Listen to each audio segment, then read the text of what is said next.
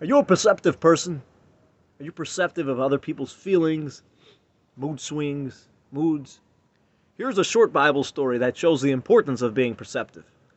Joseph did not have an easy life. It started off blissful. He was his father's favorite child. He studied Torah with him constantly. But then at the young age of 17, his brothers hated him so badly, they threw him in a pit, eventually selling him down to Egypt as a slave, hoping to never see him again.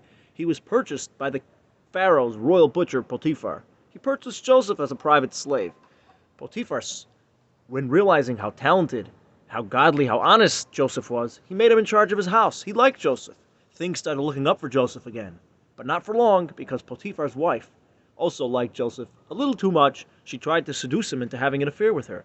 When Joseph refused her advances, she slandered him, said Joseph tried to rape me. So Potiphar had Joseph thrown into his private dungeon. Things could not have been worse. His family turned on him. His boss turned on him. Apparently it was a world where talent, honesty, hard work, being godly, didn't really get you anywhere. Joseph could have turned bitter, given up on the world, and retreated into himself. But he had a different approach. He stayed upbeat and perceptive of everyone around him. So then, when a short while later, the king's royal butler and baker wound up in the same dungeon as Joseph. They had a mess up with the Pharaoh, and he threw them into the dungeon that Joseph shared with them. One morning, Joseph sees the royal butler and baker looking terribly, terribly disturbed because he was perceptive. And he said, "What's the matter?" They told him they had a very disturbing dream. He listened to their dreams, and then, with God's wisdom, he interpreted their dreams to them, and the dreams came true. When they were released from prison, and a while later, Pharaoh himself had dreams and needed someone to interpret them. Could not find anybody that did a good job.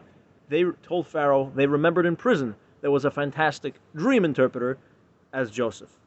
Events spiraled from there, leading to Joseph becoming second in command of the whole Egypt, making sure that they stored wheat during years of plenty, so when the years of drought and hunger came along, the entire region had endless supply of food.